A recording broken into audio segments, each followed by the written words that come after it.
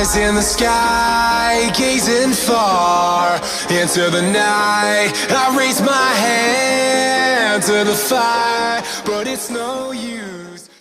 Saudações, caros colegas.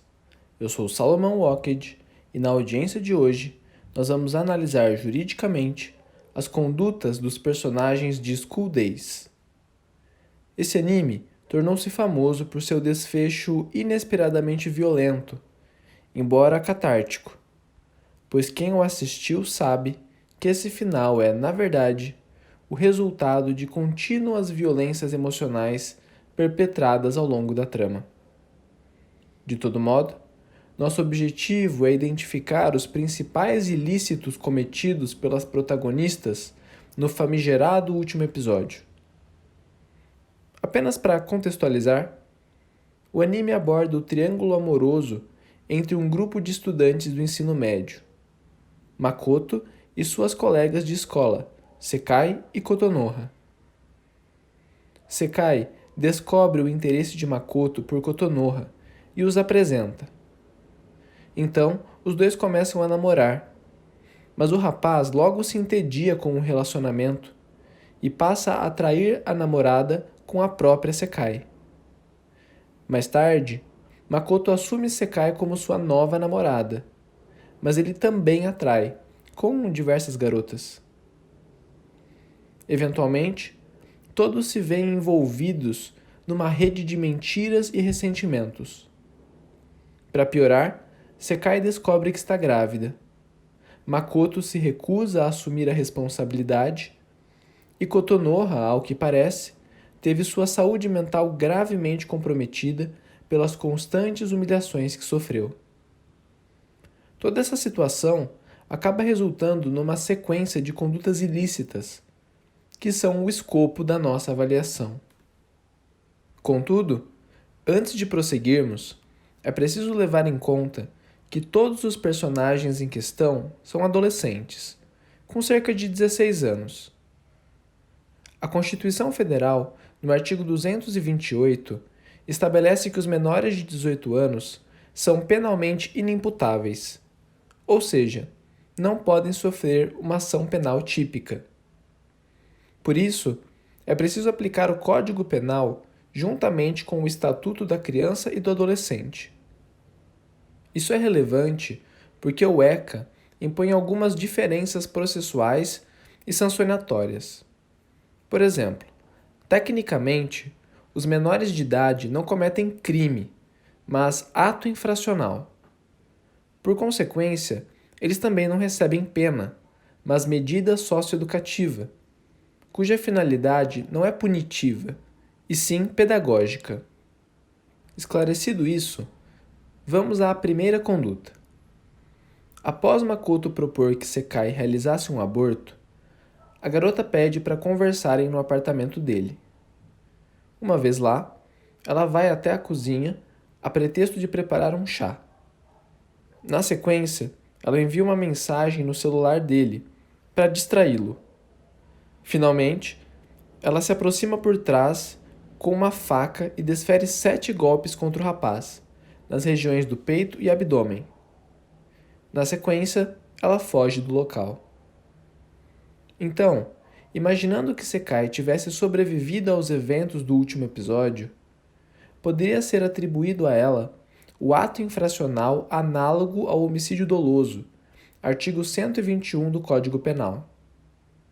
Além disso, é possível perceber que na cena a garota se aproxima furtivamente e ataca a vítima enquanto está desprevenida.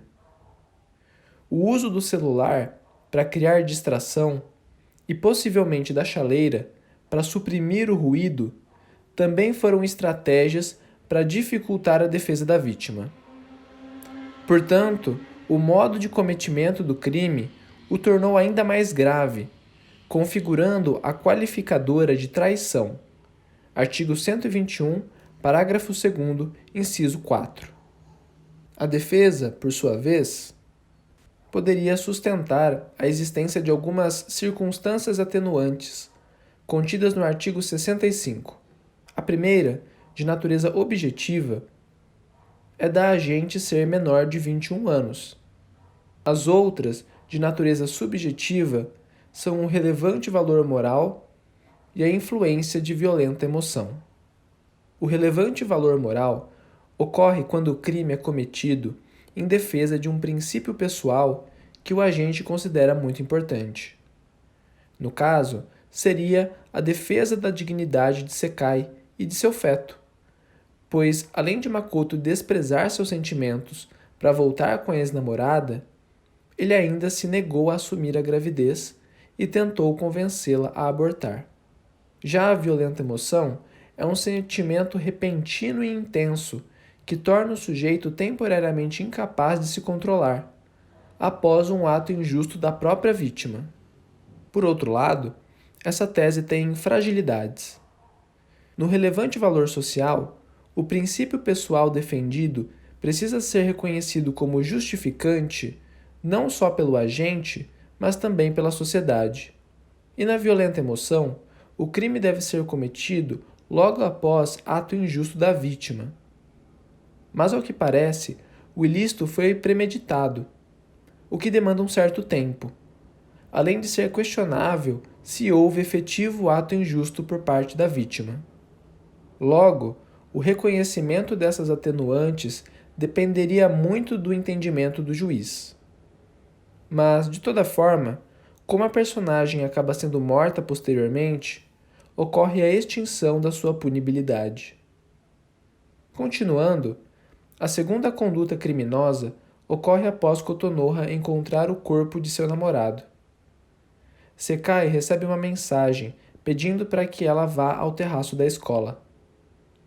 Lá, ela é confrontada por Kotonoha, que a mata com uma faca de cozinha, provavelmente desferindo um golpe na jugular. Com isso, Kotonoha incorreu em ato infracional análogo ao homicídio simples. Mas isso não é tudo. A vítima havia afirmado que estava grávida. Então, após matá-la, Kotonoha abriu seu útero para verificar. A conclusão foi negativa, mas é bem possível que ela estivesse mesmo grávida, considerando o atraso na menstruação e os enjoos que vinha sentindo. Então, presumindo que fosse verdade, e considerando que Kotonoha sabia dessa informação, a garota teria incorrido ainda no ato infracional análogo ao aborto, artigo 125 do CP, pois ao matar a mãe, assumiu o resultado de matar o feto. Por outro lado, também podemos cogitar que a gravidez de Sekai fosse apenas psicológica. Nessa hipótese, o aborto seria um crime impossível.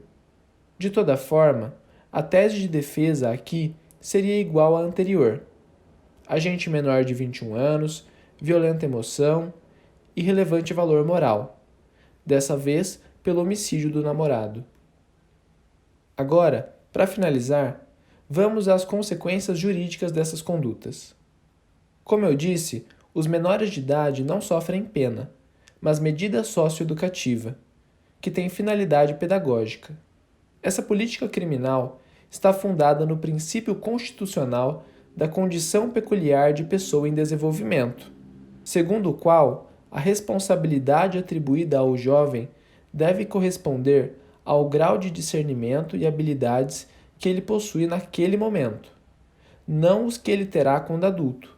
Nesse sentido, o juiz deve escolher a medida mais adequada à recuperação do menor infrator, com base nas circunstâncias e gravidade da infração.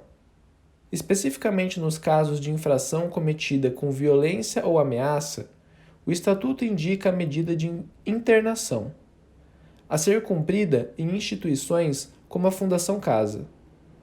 Essa medida não comporta período determinado, mas possui prazo máximo de 3 anos.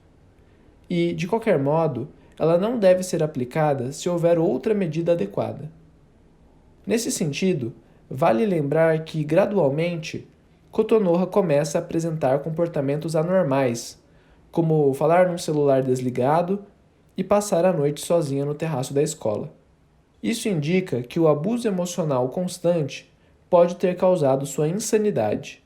Assim, considerando a necessidade de adequação das medidas impostas, a possibilidade de sua acumulação e que, pelo Código Penal, os portadores de doença mental devem ser submetidos a tratamento, a garota poderia receber, de forma conjunta ou substitutiva, a medida protetiva de tratamento psicológico. Então, resumindo, Secai incorreu em ato infracional análogo ao homicídio qualificado e, se tivesse sobrevivido, estaria sujeita à medida de internação. Cotonorra incorreu em atos infracionais análogos ao homicídio simples e, possivelmente, aborto, estando sujeita às medidas de internação e/ou tratamento psicológico. Se você gostou dessa análise, deixa seu like e se inscreva no canal se não for inscrito. Isso nos incentiva a trazer mais conteúdo. Deixe também sua opinião sobre o Estatuto da Criança e do Adolescente.